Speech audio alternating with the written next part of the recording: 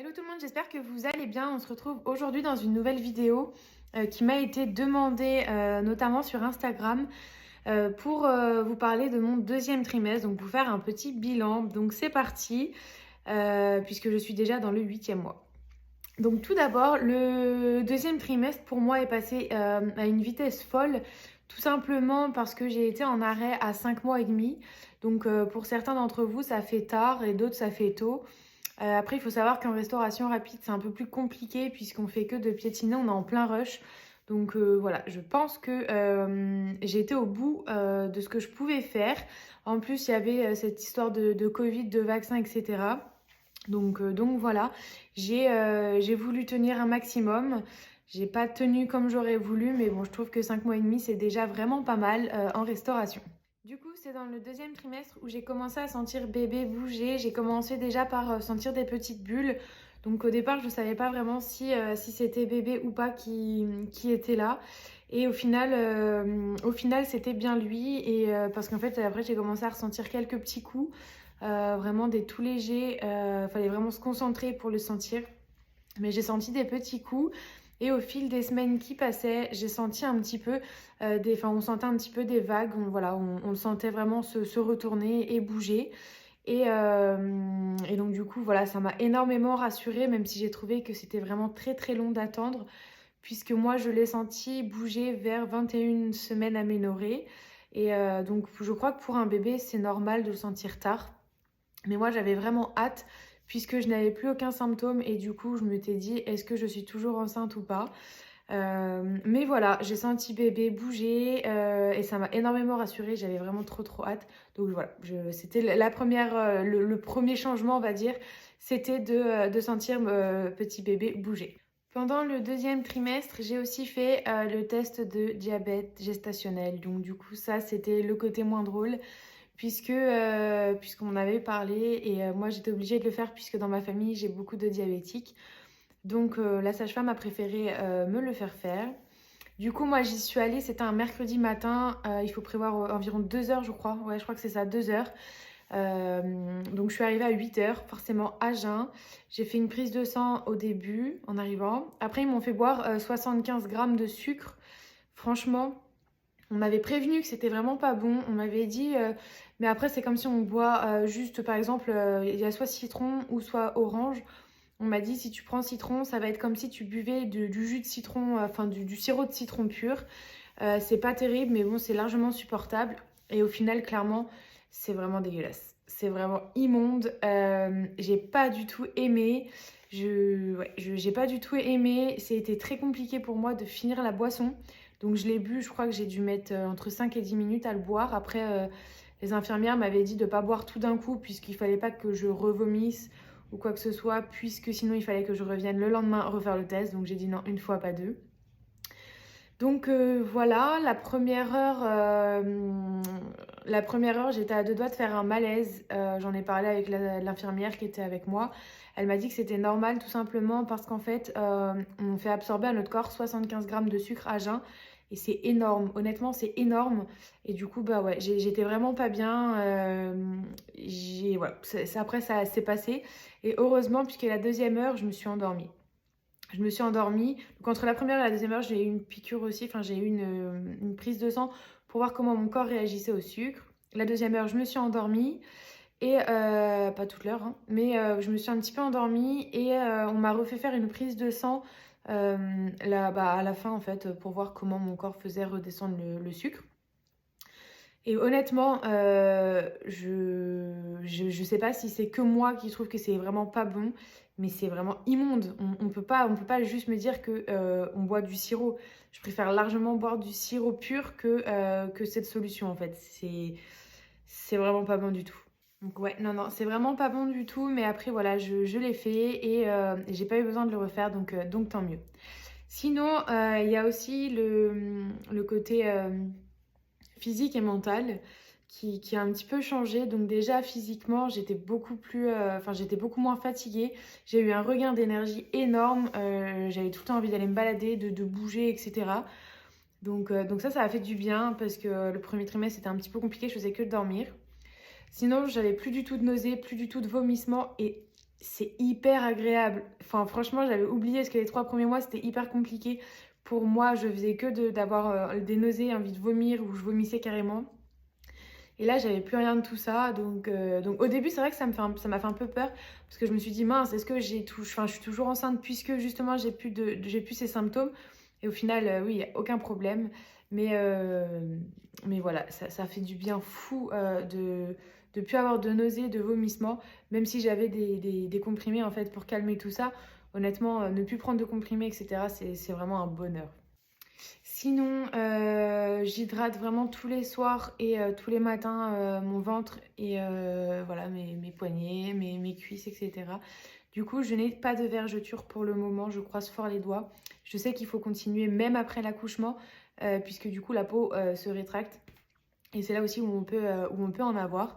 Pour le moment, j'en ai pas et je suis très contente comme ça. Sinon, les côtés un peu plus négatifs, c'est que j'ai toujours des boutons. Du coup, bah voilà, là j'en ai encore un petit peu. C'est un peu compliqué pour moi parce que ça faisait des années que j'en avais plus. Et là, j'ai l'impression en fait de retourner clairement au lycée, avoir plein de boutons partout. Mais bon, après, je me dis, tant que bébé est en bonne santé, c'est le principal. J'ai hyper mal au dos, en bas du dos depuis la fin du deuxième trimestre, ouais, milieu fin. J'ai vraiment très très mal au dos et ça descend dans les fesses. Donc voilà. Après, je pense que c'est aussi dû à la prise de poids. Donc malgré que mes sages-femmes me disent que tout est normal, la prise de poids elle reste correcte. Voilà, j'ai pas trop pris, j'ai pas peu pris. Voilà, j'ai pris ce qu'il fallait. Mais voilà, c'est pas inquiétant du tout. Donc même moi, si ça me dérange un petit peu, puisque j'avais eu du mal à perdre il y a 1 ou 2 ans les kilos que j'avais en trop. Donc voilà, c'est pas grave ça. Je recommencerai une fois que bébé sera arrivé.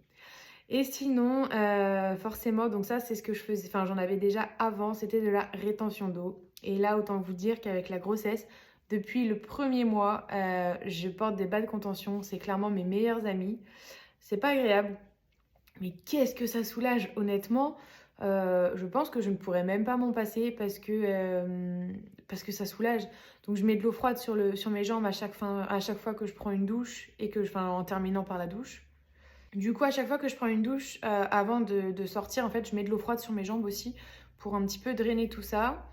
Et j'essaye même avec les bas de contention de surélever mes jambes en fait. Donc soit je prends un coussin qui est derrière, par exemple quand je me cale devant la télé, et je surélève un petit peu mes jambes.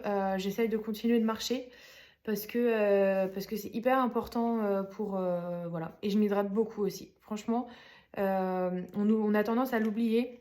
Mais c'est hyper important de continuer de boire de l'eau malgré qu'on reste à la maison parce qu'on se dit bah non mais j'ai pas soif, je fais pas d'exercice etc. J'ai pas besoin. Et ben si déjà autant pour les vergetures parce qu'on l'hydrate à l'extérieur mais il faut aussi hydrater à l'intérieur. Et je sais que du coup pour la rétention d'eau ça aide énormément à limiter donc voilà je continue à boire beaucoup d'eau. On a aussi eu l'échographie, donc la T2, pour voir si bébé allait bien. On a pris, voilà, la sage-femme a pris vraiment toutes les mesures qu'il fallait, tant au niveau du liquide amniotique, du crâne, tout ça, enfin des jambes. Elle a vérifié également les battements du cœur, la taille des poumons, tout ça. Donc tout était très très bien. On a fait aussi la prise de sang pour la trisomie dans le deuxième trimestre. Et ça, clairement, c'est assez long parce que déjà, nous, en fait, enfin moi, ma sage-femme, elle refusait que moi, je reçoive les résultats avant puisque forcément, c'est des résultats où nous, on comprend rien. Et on peut très bien se dire, oh là là, mon enfant, il va être... Enfin, voilà, il est pas dans les normes, etc. Et du coup, bah, honnêtement, ça m'a hyper rassurée. Après, c'était long, je crois que j'ai attendu 2 semaines avec mon chéri avant d'avoir les résultats. Et c'était très très long. Au final, tout va très très bien. Nicolas, c'est aussi là où on a découvert si c'était un garçon ou une fille. Donc là, j'avais fait une vidéo, je vous laisserai aller la voir. Je la mettrai en lien en barre d'infos également. Mais voilà, c'est un petit garçon qui va très très bien, qui sera grand, puisque forcément, mon chéri et moi, on est quand même assez grands. Et qui reste dans les courbes. Donc voilà, tout va très très bien pour lui au niveau de cet écho. Je pense que c'est l'écho où on le voit le mieux. La première, en fait, on le voit bien, mais il est tout petit. Et là, en fait, la T2, il est grand, donc en fait, tout est formé. Il prend pas encore assez de place enfin voilà, pour plus le voir. Donc on le voit vraiment très très bien. Et franchement, c'est agréable. Enfin, je regrette de ne pas avoir beaucoup plus que 3 échos pendant la grossesse parce que c'est magique en fait de voir son petit bébé. Et puis en fait, on le voyait tourner dans le ventre, mais moi, il y a des fois où je le sentais à peine tourner en fait. Et on le voyait, il tournait, il tournait. Donc voilà, elle a eu comme à la première écho du mal un petit peu à avoir toutes les mesures. Mais le principal, c'est qu'on ait réussi et que bébé aille bien. Sinon, au niveau des autres changements, donc moi j'ai mon ventre qui a commencé à vraiment sortir au bout de, au 5e mois et demi, 6 mois. C'est pas plus mal parce que je vois qu'il y en a qui ont un bon petit bidou déjà tôt. Et au final, au fil de la grossesse, ça continue d'évoluer forcément parce que bébé grandit et ça devient de plus en plus compliqué. Donc moi j'étais contente. Donc voilà, mon ventre a commencé à sortir un petit peu tard, mais c'est pas plus mal. J'ai stoppé la salle de sport tout simplement parce que ça devenait un petit peu compliqué de faire certains exercices. Et avec le Covid, tout ça, mon médecin m'a clairement dit que c'était pas raisonnable. Par contre, à côté de ça, je continue d'aller marcher tous les jours. Je continue de rester active parce que déjà mentalement, pour moi, c'est hyper important. Sachant qu'avant la grossesse, j'allais à la salle tous les jours où j'allais courir. Donc là, je ne cours plus, mais je marche. Sinon, je fais du Just Dance, donc c'est pas énorme, mais au final, ça me fait bouger quand même un petit peu, ça m'occupe. Ou sinon, je mets des vidéos sur YouTube directement. Donc il y a pas mal de vidéos pour les femmes enceintes. Et c'est hyper agréable. Bon, après, c'est pas la même intensité forcément, mais au moins, je continue de me bouger. J'avais pas, moi, il y en a beaucoup qui ont acheté un coussin d'allaitement et moi, clairement, j'en ai pas acheté parce que j'en ai pas vraiment ressenti le besoin. Donc, pour le moment, j'en ai pas. Sinon, j'ai commencé les cours préparation à l'accouchement. Donc là, c'est pareil, on a un petit groupe, on était 4. Donc au fil des semaines, on a perdu des filles, puisqu'il y en a une, son terme était avant, et du coup, au final, elle a dû accoucher avant. Et voilà, on en a perdu. Au final, on s'est retrouvés à 2, avec des nouvelles à chaque fois. Et ce qui était assez marrant, c'est que vers la fin, en fait, on était 4, non, on était 3. Et en fait, on était à chaque fois, chacune, on avait 2 jours d'écart de nos termes. Donc voilà, c'était un petit peu marrant. Après, je trouve que c'est rassurant et c'est important de les faire, surtout pour un premier bébé. Parce qu'il y a plein de questions qu'on se pose, ou même d'autres qu'on se pose pas, et de se dire, ok, donc si ça se passe comme ça, il y aura ça qui va, comment est-ce que ça va se dérouler, etc. Moi, j'ai trouvé ça hyper important et surtout hyper intéressant. Le seul truc, c'est que les papas n'ont pas le droit à cause du Covid d'être présents au cours d'accouchement. Donc eux, ils ont un cours et lui, mon chéri, va l'avoir bientôt. Donc moi, j'irai avec lui puisque ça va reprendre un petit peu tout ce que nous, on a vu. Et je pense qu'une petite piqûre de rappel, c'est pas plus mal. Mais ouais, c'est le seul truc qui est dommage, c'est que les papas ne puissent pas venir pour le moment à cause du Covid. Sinon, ça apporte pas mal d'informations. Et alors, il y a des côtés où c'est un peu rassurant et des côtés où forcément on parle de choses, il y a du positif et il y a aussi du négatif. Et je pense que c'est important de savoir comment ça peut se passer, si ça se passe mal, ce qu'il est possible de faire, etc. Si bébé a du mal à sortir, les césariennes d'urgence, etc. Et honnêtement, moi, les cours, je regrette pas du tout d'avoir fait les cours. En plus, ma sage-femme qui faisait les cours, elle était vraiment extra. On pouvait lui poser vraiment toutes les questions. Et c'est hyper important parce que des fois, moi, j'étais un peu gênée de poser des questions ou de me dire, bah non, mais c'est une question, cette question-là, je peux pas la poser en fait. Et si, clairement, c'est son travail, c'est son métier. Et elle, déjà, des fois, même en fait, sans que nous, on pose les questions, elle est là et elle nous le dit direct en fait. Elle nous le dit d'office. Et puis voilà, elles sont pas dans le jugement, on peut tout leur poser. Et je trouve que c'est hyper important. Enfin, en tout cas, moi, j'ai vraiment apprécié mes cours avec ma sage-femme. Sinon, forcément, on a commencé à installer la chambre de bébé. Donc, comme je vous l'ai dit dans la vidéo précédente pour les premiers vêtements de bébé, on n'a pas monté l'armoire, on n'a pas tout monté encore. On a juste le lit cododo, le lit, la table à langer, la chaise haute, elle est déjà montée. Et sinon, voilà, la petite balancelle. Mais comme on ne va pas rester dans l'appartement, on ne voit pas trop l'utilité en fait de tout monter, de tout préparer, tout décorer pour tout rechanger après. Donc voilà, on a l'essentiel de monter, on a quasiment tout. Donc ça, je ferai une vidéo une fois qu'on aura tout. Donc je sais pas si je le ferai avant le déménagement ou après en fonction du déroulement, tout ça. On verra bien. Dans l'ensemble, en fait, moi, je passe une grossesse franchement très sereine. Et à part avoir été malade au début, après, tout s'est très très bien passé. Bébé est en très bonne santé. Moi, je suis en bonne santé, même si je suis un peu fatiguée. Voilà, Tout le monde va très bien, les courbes sont bonnes autant pour lui que pour moi. Il grandit bien, il prend du poids. Moi, je prends du poids comme il faut, mais j'en prends pas trop, encore une fois. Euh, Après, j'essaye quand même de faire attention un petit peu à ce que je mange, même si des fois c'est un peu compliqué. Mais voilà, je m'estime heureuse et chanceuse d'avoir une grossesse comme celle-ci, puisqu'il y en a qui sont alités, ou il y en a voilà, où c'est un peu plus compliqué. Donc voilà. Donc voilà, moi je suis vraiment très contente de cette grossesse. Mon chéri aussi, puisque tout va très très bien. Donc voilà.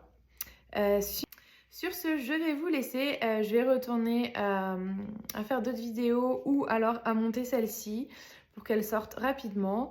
En attendant, je vous remercie d'avoir regardé cette vidéo. N'hésitez pas à aller me suivre sur Instagram si ce n'est pas déjà le cas. Sur YouTube, me laisser un petit j'aime, un petit commentaire si ça vous fait plaisir également, puisque moi ça me fera forcément plaisir.